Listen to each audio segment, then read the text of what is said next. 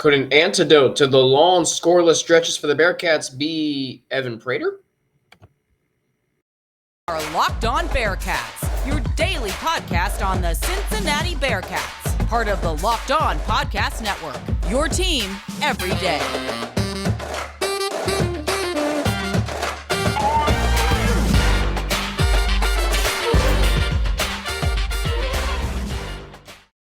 We thank you very much for making Locked On Bearcats your first listen of every day. We're free and available everywhere that you get your podcast and on YouTube. Don't forget to subscribe to our Locked On Bearcats YouTube channel and follow us too to get an alert every time we drop a new episode. Alex Frank with you on a Monday, your host each and every day, coming to you from the Hilton Riverside, Hilton New Orleans Riverside Hotel. That gumbo is still affecting me apparently. The Hilton New Orleans Riverside. Great to be here this weekend in New Orleans. The Bengals beating the Saints yesterday, but let's talk some Bearcats. This is a daily Bearcats podcast. So, someone commented on a video recently that the answer to the long scoreless stretches, which is a concern of mine for the Bearcats going into the second half of the season, someone suggested the answer is Evan Prater. I don't understand why that is a suggestion. Why that's the answer. I don't get it. If you say that Evan Prater is Desmond Ridder 2.0, that comes with long scoreless stretches. Because if you remember last year, in 2021, the Bearcats had plenty of scoreless stretches without Desmond Ridder. They didn't score in the third quarter of the Miami game. They didn't score in the first quarter against Murray State. They went nearly 30 minutes without scoring against Indiana. They almost didn't score the whole second half in Notre Dame. And they went the whole second and fourth quarters without scoring against Houston and Tulsa. So if you say that Evan Prater is Desmond Ridder 2.0, you do know that comes with some scoreless stretches. So then your suggestion that Prater's the answer to get rid of the long scoreless stretches is actually moot. Prater is inexperienced. So the long scoreless stretches could come with that. You know, when you're inexperienced, I think that leads to long stretches where you don't score because defenses will adjust to you. And it's going to take you some time to figure it out. And as a result, you may not be as explosive. You may not be as potent. I mean, where I am in New Orleans right now, look at the Bengals. Defenses have adjusted to what the Bengals are trying to do offensively. Now, today, the Bengals played really well offensively. But, they had long stretches where they didn't score because they didn't know how to adjust to the adjustments the defense has made. So that's what's going to come with Evan Prater. He might be really, really good. I think he is really good.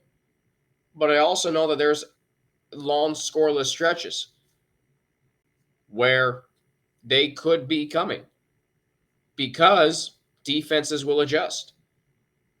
Because he may not know how to respond to that. He might start out well. Let's say that the suggestion takes place. And Evan Prater starts against SMU. He's not going to, but let's just say he is. The Bearcats might play well that game. They might have 7 drives, 6 of them end in scores, maybe 5 for touchdowns. Don't think UCF isn't going to see that. And they're going to make some major adjustments. And they're going to fluster Evan Prater on the road. Because that is going to be a monumental game. Truthfully, scoreless stretches are a part of the game. You could be up 63-10. And you may not score in the fourth quarter. Why? Because your starters are out of the game. So scoreless stretches are a part of the game. They really are. But what I do know is Evan Prater is not the remedy to them. Excuse me. Sorry, that should get rid of all of them for now. Like, to me, the way you remedy them is you sustain drives, you run the ball, and you utilize your tight ends. Not every possession is going to be big play to Tyler Scott. That's just the way it goes. So that's how I look at it. Evan Prater is not going to come in and solve all the Bearcats' problems. You're going to have stretches where you don't score. You might have 2 straight drives. Just don't let them linger through a quarter or beyond. Prater's not going to solve them, and don't let the intrigue of him starting cloud your judgment. Because I will tell you right now, he's not the answer. The answer is figuring out what to do with this offense. With Bryant, McClellan, and Scott, and Marner, and Thompson, and your other and Wiley and Taylor. Ben Bryant is still this team's starter until egregiously otherwise. So to say that Evan Prater is going to solve the scoreless stretches, I think it's because you are intrigued by him being the starting quarterback. And because you're infatuated with him, you think he's going to secure everything. Hate to tell you, he's not. He's not going to come in and just wipe everything clean. That's just not going to happen. Because because there are growing pains with him, okay? There will be growing pains. Whatever they are. I can tell you this. The scoreless stretches can be solved with this offense. Bryant's going to stop underthrowing people. You got to be able to run the football consistently. If the kicking game existed, which has been a little better this year than last year, it's 4 of 7 for Ryan Coe, that would also help. But a backup quarterback is going to solve something? No, it's not. That's not going to, that is unrealistic to think. I know why you think it, but it's unrealistic. Sorry. Coming up, a quote from Arthur Ashe that can apply to this Bearcats team. We'll get into it after a word from Simply Safe. The numbers don't lie. In the last decade, over 4 million people have chosen Simply Safe Home Security to protect their home, and you don't earn the trust of that many people without doing something right. And at Simply Safe, your safety is the only thing that matters. I know because I use Simply Safe in my own home. They protect you with cutting-edge security technology powered by 24/7 professional monitoring who always have your. And here's why I love Safe. With 24/7 professional monitoring, Safe's agents call you the moment a threat is detected and dispatch police or first responders in an emergency, even if you're not home or can't be reached. Man, talk about protection. Simply Safe blankets your home in protection with advanced sensors for every room, window, and door, HD security cameras for inside and outside your home, smarter ways to detect motion that only alert you when a threat is real, and even hazard sensors that instantly detect fires, floods, and other threats to your home. Our monitoring experts use proprietary advanced response technology to visually confirm when a break-in is real so you can get the highest priority police dispatch. Customize the perfect system for your home in just a few minutes at simplysafe.com/lockedoncollege and save 20% on your Simply Safe security system when you sign up for an interactive monitoring plan and get your first month free. Visit simplysafe.com/lockedoncollege to learn more. There's no safe like Simply Safe.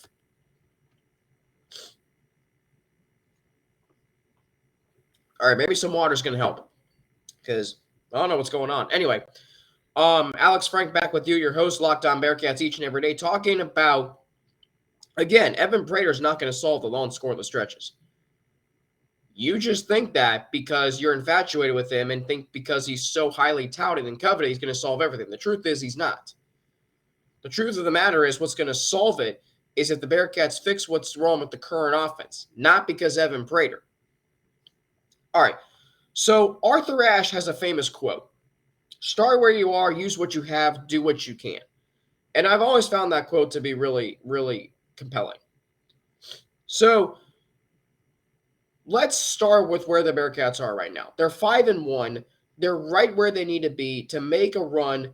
They've met expectations. I think a lot of us thought they were going to be 5-1 because we thought the schedule was not overly difficult at the outset. Your two toughest conference games are coming up this week and next week. So you've set yourself up pretty well to have a good second half of the season. You beat everybody you were supposed to beat in the first half. You played the team you weren't supposed to beat to a 7-point game on the road, which is nothing to sneeze at. And in some way, I thought the Bearcats exceeded expectations, because I think a lot of us, thought they could get to 5-1, but it was going to be a struggle. Maybe they were going to struggle on the road with Tulsa. Maybe they were going to struggle with Miami and Indiana. Instead, they've won every game but one by 10 points or less. And they beat Indiana by 21. They beat Miami by 21. They they played Arkansas to a 7-point game. USF, I understand, is a game a lot of people, it's a game a lot of people want to look at and say, it's a game a lot of people want to look at and go, okay, well, this team may not be as good as we think they are. No, that's not the case. I'm telling you, what I think is that you're going to have games that you have to fight tooth and nail to win, and that was the game today. All right, what the Bearcats have, what they can use, their depth, their resilient defense that can also shut down opponents. Think about how far the Bearcats defense bent against USF. I mean, they bent about as far as you could. Over 200 yards rushing, down 10-0 early. Gary Bohannon looking like Quentin Flowers, and they managed to get that key fourth down stop. This Bearcats defense, we think they're so good because they can shut down opponents, is also a very resilient defense. They managed to hold Arkansas to, 478 yards. That game could have been a lot worse than it was. They were able to limit Indiana or make Indiana run 104 plays and get really nothing to show for it. They were able to go into Tulsa and shut down maybe the conference's best running game to 36 yards. A dynamic offense, an offense that hasn't been as dynamic since probably 2009. And that's with Desmond Ridder last year. Desmond Ridder was a dynamic player, don't get me wrong. But what the Bearcats also are this year is a quarterback in Ben Bryant that can throw the ball really far down the field. So that's allowing you to take the top off of defense. Last year, Cincinnati, the way they beat opponents was they grounded and pounded. This year, they are going to take the top off the defense. And that's an element that has not been present in Clifton in over a decade. There's a strong running game. They still want to run the ball. They still want to go on the ground. That's their identity. That is this offense's identity. Winning culture. There's a winning culture in place for Cincinnati.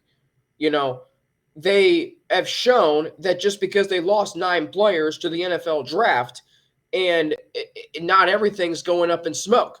This is still a very, very good team in Cincinnati that, has won a lot of games over the years, and it's shown in games like USF, in games like Miami, respecting the rivalry and respecting the winning streak, understanding that you could go ahead in the series for the first time since 1915. That's culture, okay? It's why I called the Miami win a culture win. It's why Indiana was a culture win, because they went out there and just took care of business.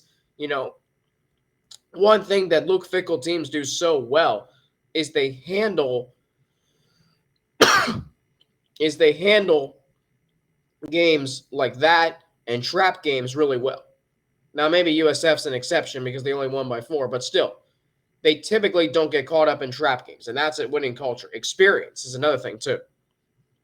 Think about guys like Malik Van going down, and Arquan Bush, and Corey Kiner, and who do you lean on? Charles McClellan, Jabari Taylor, who wrecked the Tulsa game, Jawan Briggs, who keeps getting better and better every single week.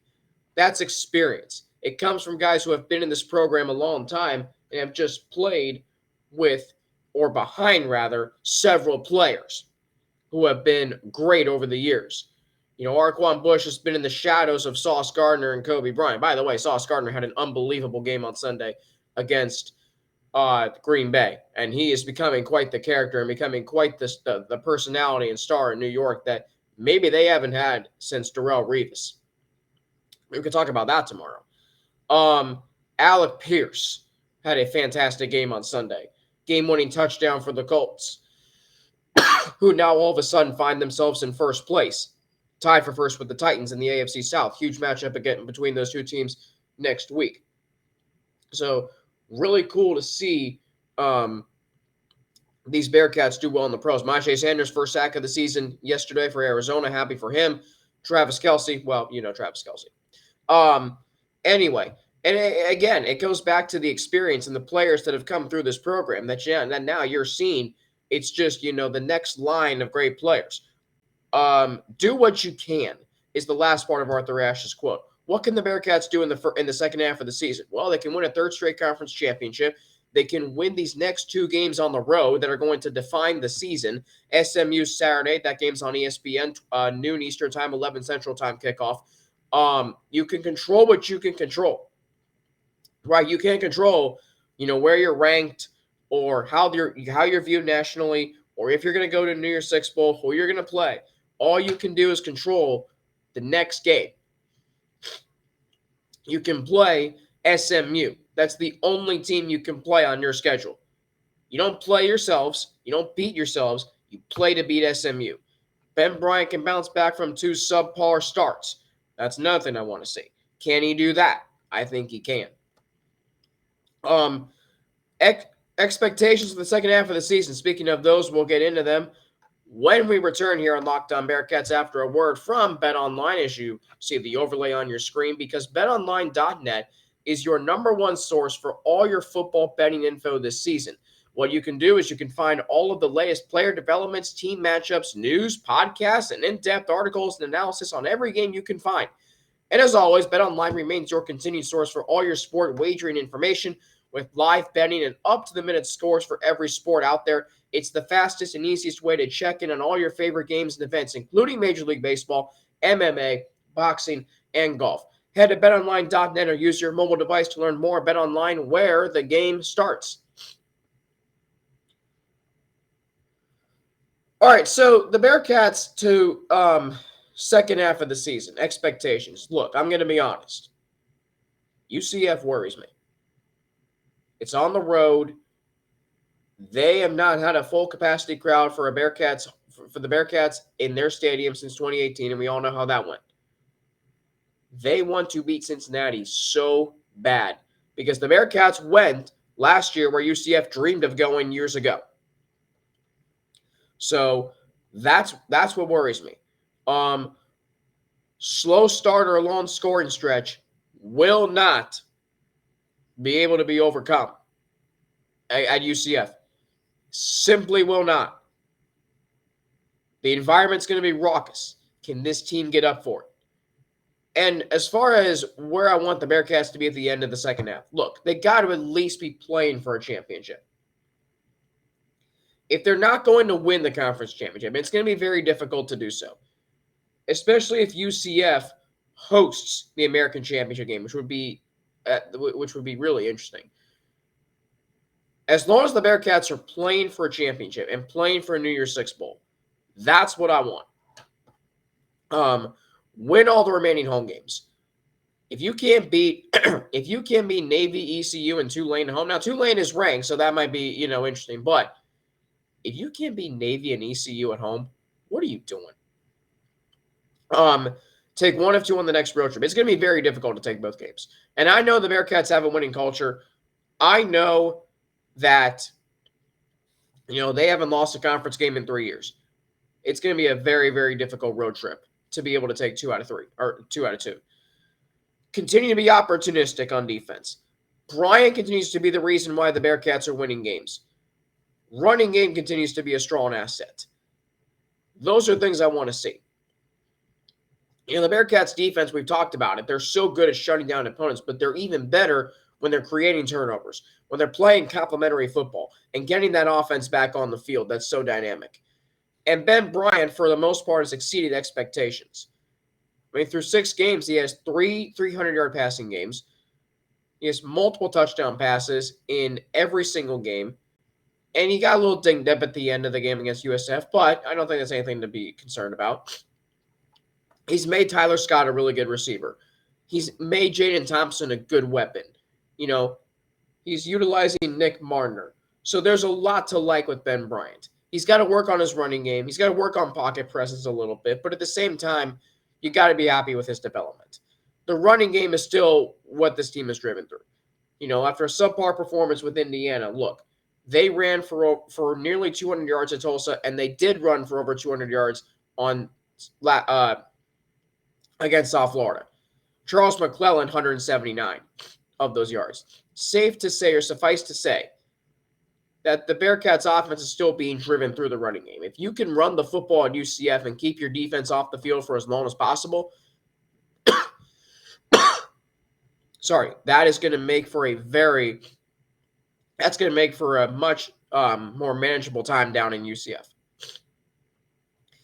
All right, I was going to do a basketball preview tomorrow, but I'm going to keep sticking to football, and I'm going to talk about 7 things that need to happen for a successful second half, the 7 key players to watch, and then, maybe another 7 topics. So there you go. That's going to be a lot of fun to get into. Locked On Bearcats is part of the Locked On Podcast Network, your team every day, free and available everywhere you get your podcasts and on YouTube. Don't forget to subscribe to our Locked On Bearcats YouTube channel and follow us too to get an alert every time we drop a new episode. As for me, you can follow me on Twitter at Frankie_90 with 2 N's and an ATI. You can follow me on Instagram, AlexFrank9_, or email me at alex3frank@gmail.com. Hey, for your second listen, how about making the Locked On Big 12? Get more on the Big 12 by making Locked On Big 12 your second listen. Everyday host Josh Neighbors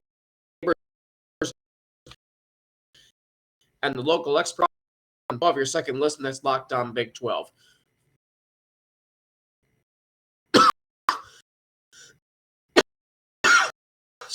Excuse me. For Locked On Bearcats.